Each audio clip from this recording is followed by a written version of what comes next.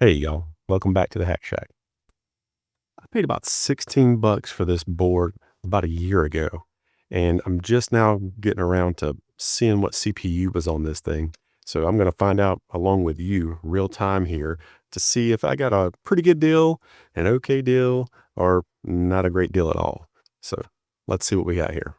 So about a year ago, I was going through one of my let me rebuild my NAS phases, and you know how that goes. I'm scrolling through eBay, and this thing popped up. It was listed just as a motherboard. That's it. No CPU mentioned, no RAM mentioned. And I think it might have even said parts only or untested. But look, clearly in the photo, there was a heatsink sitting on it and a fan. So I'm thinking either they didn't know what they had or they pulled the good stuff and left the scraps. Either way, I figured 16 bucks wasn't too bad. What do I have to lose? So it sat on the shelf for a year. Today we're going to actually see what we ended up getting here. This is a Tyan S5537 G2NR. Tyan makes server and workstation iron. I wouldn't think this would be considered a consumer board. It's got an LGA 1150 socket, Q87 chipset. That puts us in 4th gen Intel territory, Haswell era, like around 2013 to 2014, I think. And feel free to correct me in the comments. I'm sure you will. Looks like we got one full-length PCIe 16 slot and one X1. So you've got some expansion options there. We've got several SATA ports there. And the rear I/O is kind of basic, but it's kind of cool. It does have 2 gigabit Ethernet ports there. Got some USB. You got VGA, actually DVI. So, I mean, maybe this was a budget workstation. Maybe it was a thin client.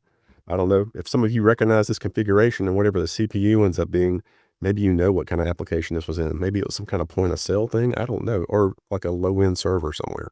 Hey, one quick thing here as I'm finishing up the video. I was doing a little more looking around as I was wrapping things up, and it looks like this board may have been part of like a Ricoh big giant copy printer station thing. I think I've seen some things called like the fiery controller or something like that. So I'm thinking maybe that's what this originally was. I don't know what you think about it, but I'll put some links in the description. See what you think.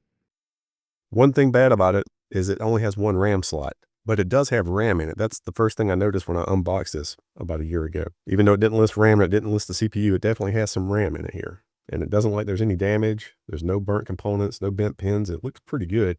Now, one thing I did notice you might see here, there's a little bit of a bend to it, but that might be from the tension from the, that the heat sink and stuff. I don't know, but that's the only thing I noticed about it. It's got a little bit of a wonk to it. Of course, we're missing our battery here for the BIOS, but that's no big deal. But now we don't have to power this thing up to see what this RAM is, obviously. Let's go ahead and pop this out. Let's see here. So we got one stick here, Smart Brand. That's a legit manufacturer. I think they make memory for server and industrial stuff. So this is 2 gig PC3L 10600U. So I think the L is for low voltage and the U's unbuffered. So this is standard RAM. I don't think this is ECC. So 2 gigabytes, single channel. Right now, that's not a lot, obviously, but it's not nothing. I'm sure it'll run Linux or something lightweight. But yeah, you're not going to spend up any crazy home lab stuff on this probably. The good thing is though, DDR3 is a little more available and cheap. It's not, we don't have the same problem as the current memory that everybody's worried about that's going real crazy in price. So that's a bonus. Let's get ready and see if this thing will boot up. Let's get this RAM back in here. All right, let's see. I got to get some power to this thing.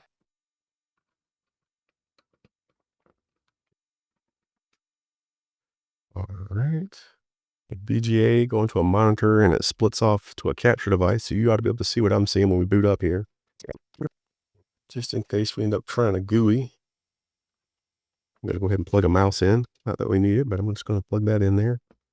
Let's see, what else do I need here? And I think so then we try something that's got some network stack to it. I'll go ahead and get an Ethernet. Plug that in. All right. So I'm going to switch this over to the capture just a second. Let's see if we can get this powered up. Let's see here. Get the power supply turned on. Let's see here. Don't do this. Hold on. I'm going to short the little power here. Okay, turn it on, hopefully. All right. So that's good. Looks like it's turning on. I want to switch this over to the other capture so you can see that. 1 second.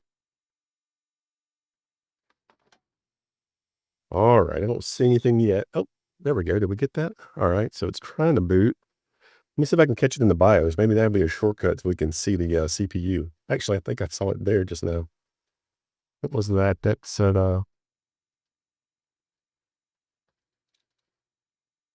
oops.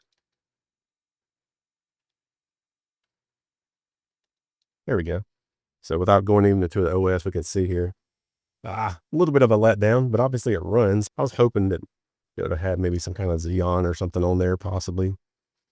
But we just got a little lowly Celeron G1820 at 2.7 gigahertz.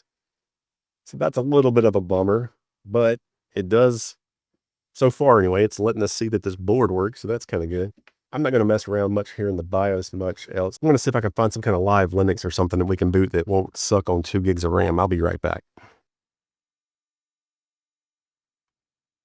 All right, so I've got a version of Puppy Linux on here. That might be good for this machine. I'm going to turn it off here. And let me plug this into USB. And let's see if we can boot up Puppy Linux and see what it does here. Again, don't use metal things around stuff like this, but you know, I'm just doing it because it's me. Your mileage may vary. Let's switch back over and see if we can get this to boot up.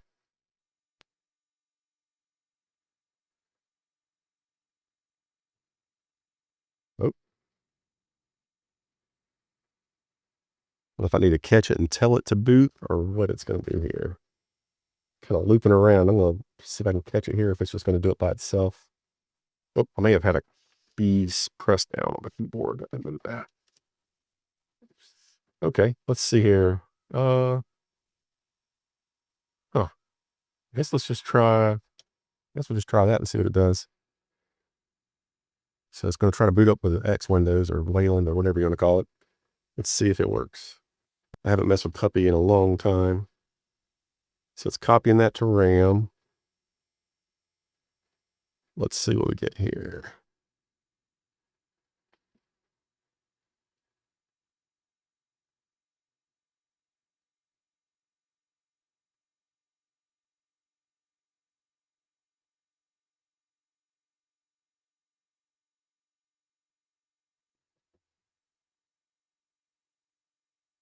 Ah, that's wild. So we got a desktop here. Let me grab this mouse. That's pretty wild. Cool. All right. Let's see here. I'm not worried about all of this right now. That's all good. So let me look here. Did we actually get an IP address? Let's see. No, this is the old way, right? I don't know. Let's go back and see. See if we got an address on my local DHCP here. Aha, looks like we did. Cool. Let's see. At least we'll know if one of these network cards works. Ah. Now, let's see. What do we have at the top here? So you can look here and see, we are pretty much using up, you know, if we're using some of this 2 gig for the actual disk image, and you know, we're in the swap some there. Now, well, actually, no, we're not in the swap at all. Let's open up a browser. I bet that'll get us in the swap. Let's see if it's a joke or will a browser even work on this. I'm not expecting to be able to do anything crazy or browse anything that's heavy. I don't even know what browser this is on here. What is this browser? What do we got here? Let's go check out Wikipedia. See if that works. Ah, it works kind of, sort of, I think. That's pretty neat. It is not going to win any speed contest. Now let's see with this browser open. Oops, I already have this one, right? Let's see here. Yeah, so now we're in the swap a bit. Interesting. It's kind of cool though that it's working kind of, it's not bad for what it is, I don't think, right? Well, I mean, this isn't supposed to be a Puppy Linux video. I just wanted to see what CPU this thing had on it and to see what you all thought out there. So was $16 a fair price for this? Honestly, I think that's not a bad price for a working board like that. I do wish it had more than one memory slot. The CPU and the RAM stick don't really add a lot of value, but they did make it super easy to test the board out. And now, I mean, I need to test the slots and stuff out and all the SATA ports and stuff like that to make sure that they aren't screwed up. But this first basic test here seems like it's working okay. mean, I think if you wanted to do something useful with it, you'd probably want to at least put an 8 gig stick. Maybe I'll try and mess around if I've got some other memory in here that'll work and see what the max is I can put in the one slot.